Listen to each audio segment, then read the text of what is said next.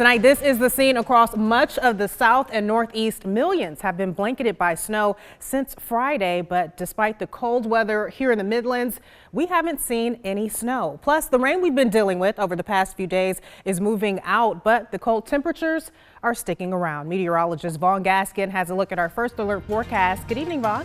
Good evening to you, Emily. Good evening, everyone. I want to start out with a picture of a roadway because some of our roads actually look like this. There's still some water left on some of the roads. I want you to watch out for some of those areas with the puddles and the ponding because some of that could possibly refreeze overnight. Now, it may not be right on your immediate big highways, but some of those secondary streets, some of those bridges, overpasses, and areas where, of course, we saw that rain kind of settling and ponding, watch out for those areas because we could see some slush for tomorrow morning. I want to also remind you, if you or your neighbors have sprinklers that come on overnight, you may want to go ahead and turn those off for tonight so that that water doesn't get on the road for tomorrow morning.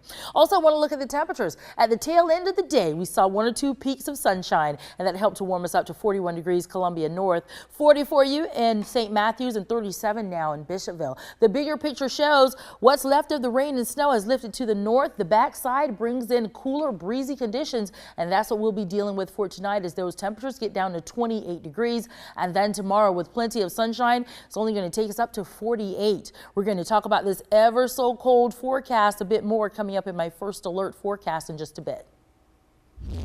Thanks, Vaughn. All new at 6, Richland County deputies are asking for your help identifying the people behind a shooting that sent 2 people to the hospital today. This is new video of the scene. Deputies say just after noon today, someone fired multiple shots from a vehicle on Two Notch and Park Lane Road, hitting 2 men in another vehicle in the upper body and causing them to crash into a tree. The victims were taken to the hospital and are expected to be okay. If you have any information on this shooting, call Crime Stoppers at 1-888-CRIME-SC.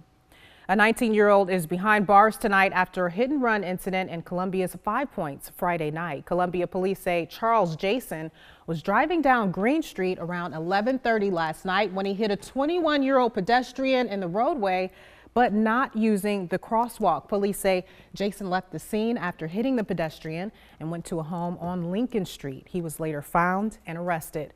Police say the pedestrian continues to receive medical treatment tonight after suffering multiple lacerations. Jason is being held at the Alvin S. Glenn Detention Center under a $5,000 surety bond. Hundreds gathered in Orangeburg to bid a final farewell to the first African-American Chief Justice in the state since Reconstruction.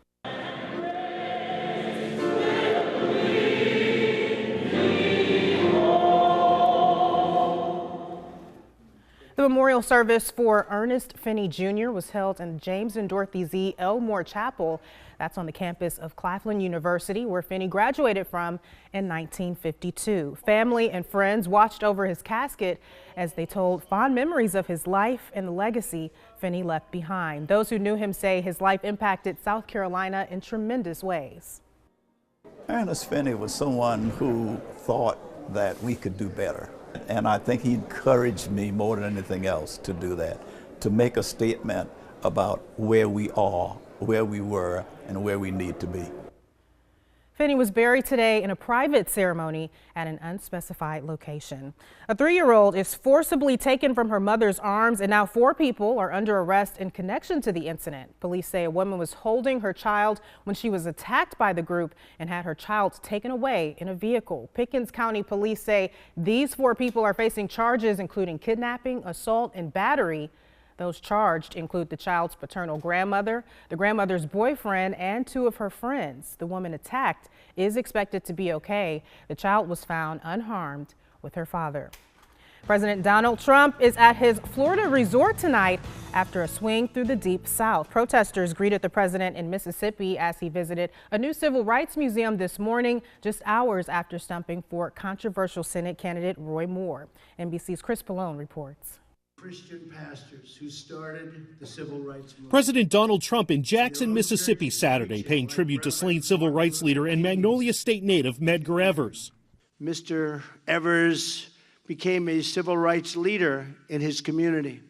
He helped fellow African Americans register to vote, organize boycotts, and investigated grave injustices against very innocent people.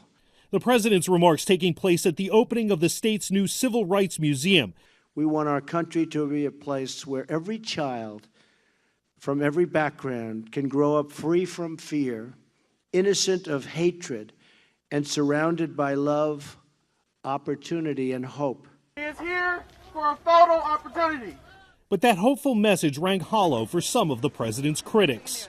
Here he is, while supporting Roy Moore in Alabama, opening a civil rights museum in Mississippi. It's just hypocrisy at its finest. Civil rights pioneer Congressman John Lewis and Mississippi Congressman Benny Thompson boycotted the event because of the president's presence.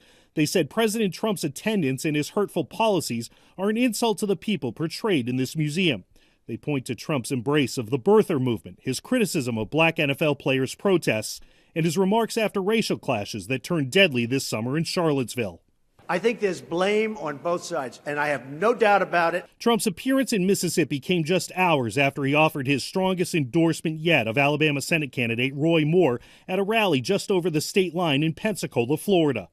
We need somebody in that Senate seat who will vote for our Make America Great Again agenda. Several women have accused Moore of misconduct, ranging from inappropriate sexual contact to unwanted romantic pursuit when they were in their teens and he was in his 30s.